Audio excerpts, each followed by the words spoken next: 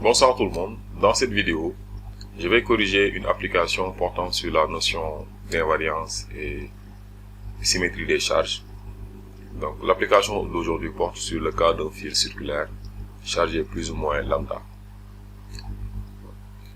Application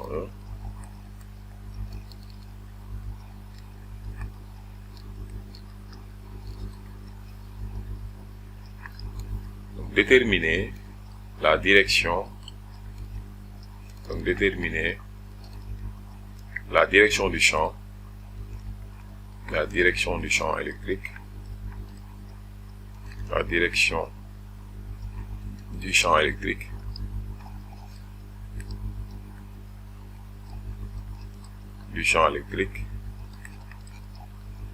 donc créé par un fil circulaire, donc suivant.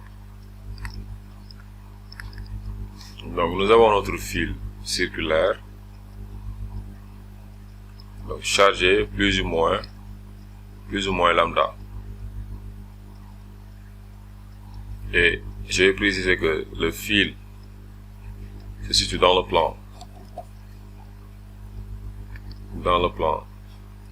X, Y, Z. Je précise que ce fil là est dans le repère cartésien. Donc,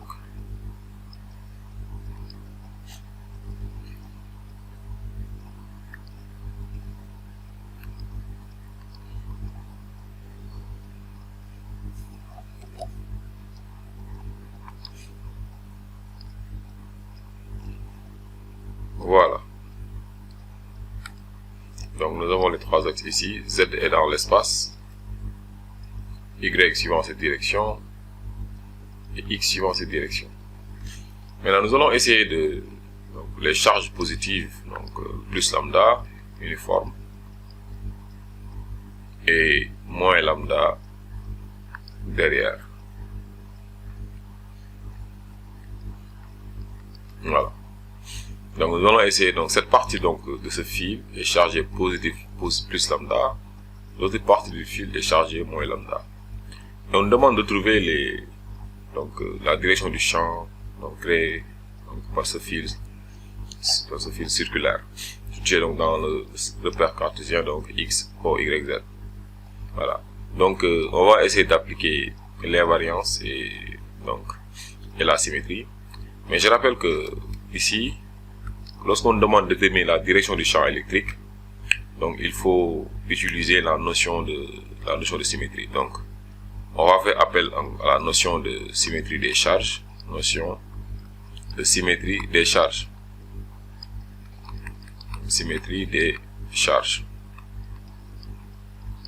Donc, c'est très important cette notion-là parce que pour retrouver la direction du champ électrique, il faut toujours utiliser, ou bien lorsque vous devez faire la notion de symétrie, voilà ce qui va nous permettre de retrouver la direction du champ électrique. Donc en résumé, la symétrie des charges nous permet de retrouver la direction du champ électrique.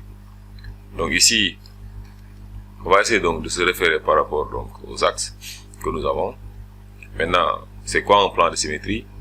C'est un plan à travers duquel on voit des charges de même nature, et un plan d'antisymétrie est un plan à travers lequel on voit des charges de nature différente.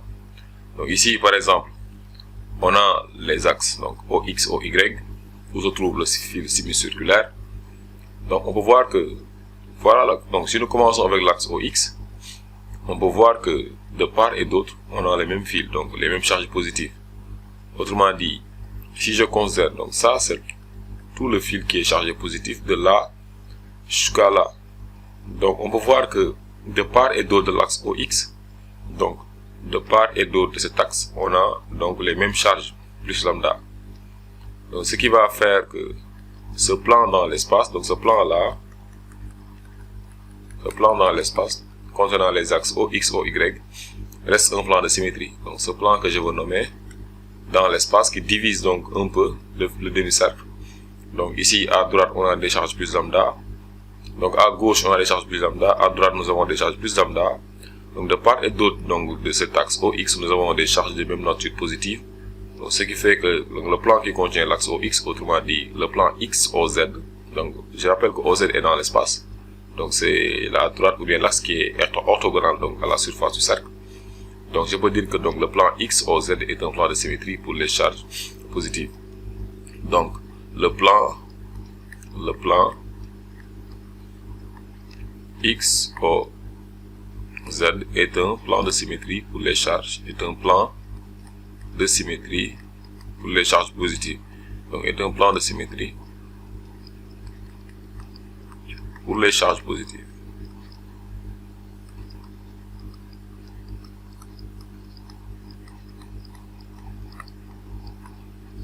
Voilà. Donc je vous dis plus lambda. Maintenant, par rapport à maintenant à l'axe OY, on peut voir que l'axe OY sépare donc des charges de nature différente. Donc l'axe OY sépare donc les charges donc de nature différente, parce que ici nous avons des charges positives. De l'autre côté de l'axe OY, nous avons des charges négatives moins lambda. Donc on peut voir qu'ici de part et d'autre la densité donc est de signe opposé.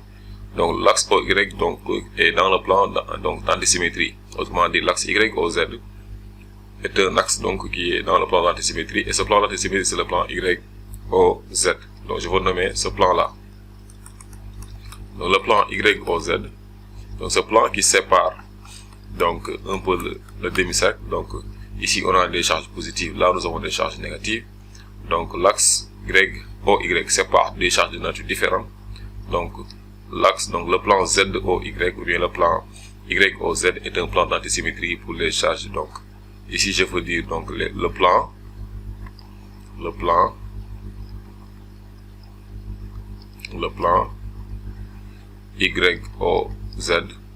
est un plan d'antisymétrie,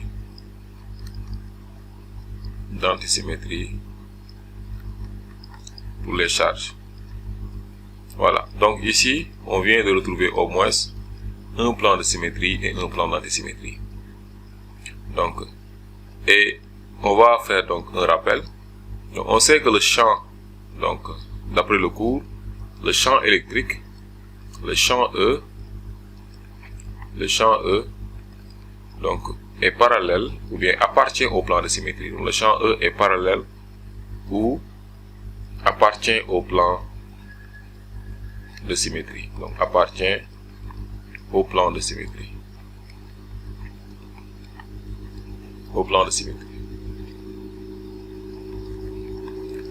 Et donc, par contre, le champ est perpendiculaire, le champ E est perpendiculaire au plan d'antisymétrie. Donc est orthogonal ou perpendiculaire au plan d'antisymétrie.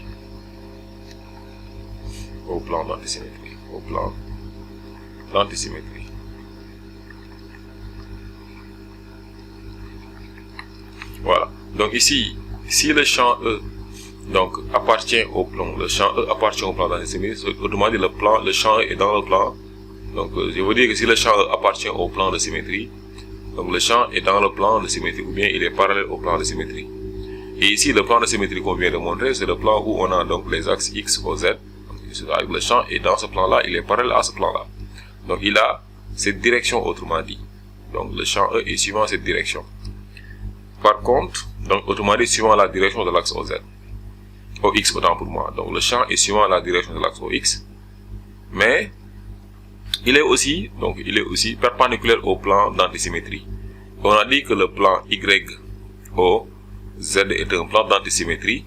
Donc le champ aussi est orthogonal au plan YOZ. Donc je veux dire que E ici, E appartient au plan donc XOZ, parce qu'on a dit que le plan XOZ est un plan de symétrie. Mais par contre le champ E n'appartient pas au plan YOZ. Donc ici il est parallèle à ce plan, mais ici il est perpendiculaire à ce plan. Donc rien qu'en réunissant ces deux conditions là, le fait qu'il est parallèle au plan XOZ et en même temps orthogonal au plan YOZ, on peut voir que la seule et unique donc direction pour que le champ soit à la fois parallèle au plan X, O, Z et orthogonal au plan Y, O, Z, c'est que le champ est suivant la direction O. Le champ est suivant la direction OX. Donc, ça veut dire que la condition pour que c'est que le champ est suivant la direction OX. Voilà le champ E. Donc, E est suivant la direction. Donc, cela entraîne que le champ E, donc ces deux conditions entraînent que, donc ici, le champ est orienté, le champ E est suivant la direction